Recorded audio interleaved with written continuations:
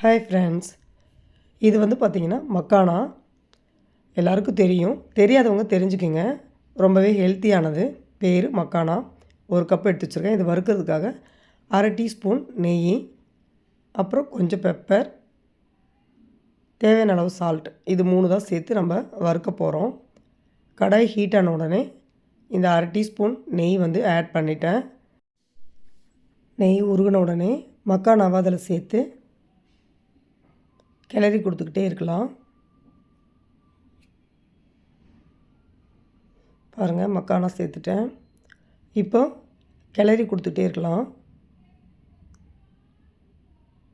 Stove சிம்மில் வச்சுக்கிங்க. அப்போ தான் நல்லா வறுபடும். கிளறி கொடுத்துக்கிட்டே இருந்தீங்கன்னா நல்லா ஈவனாக எல்லா மக்கானாவும் நல்லா பொரிஞ்சு நல்லா மொறு மொறுன்னு உங்களுக்கு கிடைக்கும். அதனால் பொறுமையாக கிளறி கொடுங்க.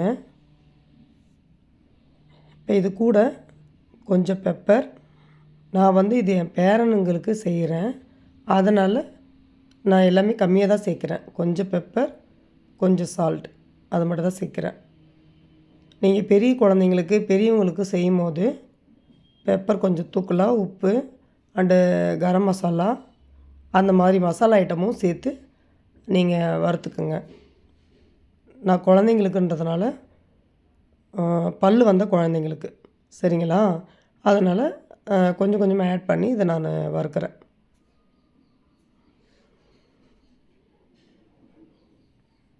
நல்லா வறுபட்டுருச்சு.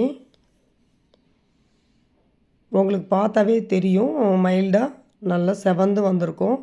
அந்த மாதிரி இருக்கக்குள்ளே நீங்கள் எடுத்துடுங்க. அதை நல்லா ஆறின பிறகு தான் நல்லா அமுத்துனீங்கன்னா உங்களுக்கு அந்த வறுபட்டது தெரியும், நல்லா உடையும். நல்லா ஆறிடுச்சு. இப்போ என் பொண்ணு உடச்சி காட்டுறா பாருங்கள். அவ்வளோதான் ஃப்ரெண்ட்ஸ், ரொம்பவே ஹெல்த்தியான மக்கானா வறுவல் ரெடி ஆகிடுச்சு. இது சின்னவங்கலேருந்து பெரியவங்க வரைக்கும் சாப்பிட்லாம். ரொம்பவே ஹெல்த்தியானது. செய்து சாப்பிடுங்க. Bye friends.